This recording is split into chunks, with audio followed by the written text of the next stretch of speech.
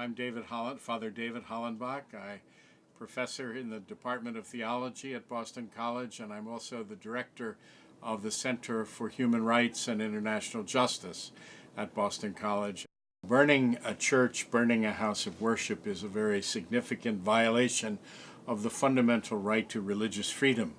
If people are not able to worship in peace and in tranquility within their own house of worship, within their own church, it surely limits their access to expressing their religious belief, and it's a limitation, very direct, obviously, affront to their freedom of religion. In Sudan, there has been for a long time conflict between people of the north and of the south. The war that took place, that was ended by the Comprehensive Peace Agreement in 2005, lasted for almost 20 years. An important dimension of that conflict had to do with religion between Muslims in the north and Christians and followers of African traditional religion in the south. The conflict was not simply a religious conflict. There were deep economic dimensions to it, conflict about the oil. There were some racial dimensions to it between those regarding themselves as Arabs and those whom they saw as African. And there were clearly direct, simple political dimensions to the conflict. Some in the north simply wanting to keep control and power over those who were.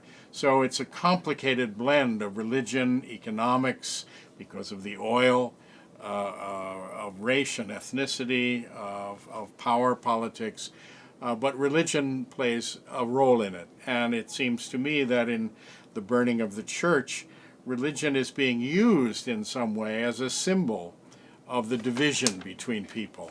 It is not a way of saying that Muslims and Christians are somehow necessarily in conflict with each other.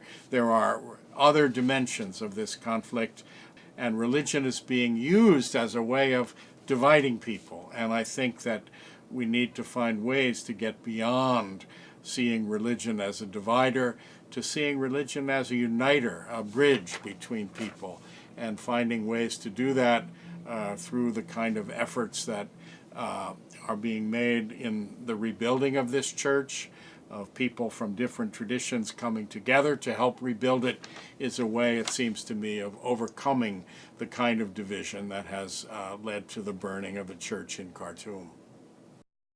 The artistic expression of people's deep religious beliefs in the kinds of art that they have in a church is a deep expression of their identity and of who they are.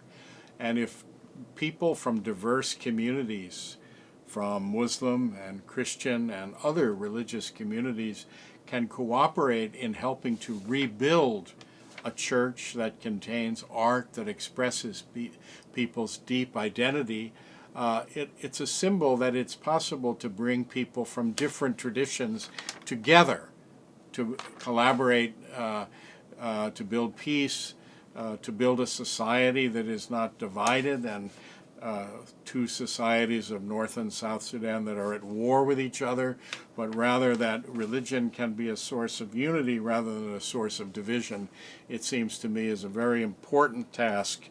And bringing art and painting and sculpture and other forms of art into the expression of religion as a source of unity is an extraordinarily important contribution to trying to work for peace in Sudan between North and South. As we look at the world and see these conflicts and divisions that separate people and that lead to the burning of churches and ultimately to the deaths of many people through conflict, finding ways to use all the resources we have of our minds and of our hearts and of our capacity to build architecture, make art, bring ideas, bring deep convictions to bear on building peace is an extremely important task. All of these things can be brought to bear to help build and bring peace to countries like the Sudans who have been forced into unfortunate and bloody conflict. So I think that any way that people can contribute to a project like that is extremely valuable.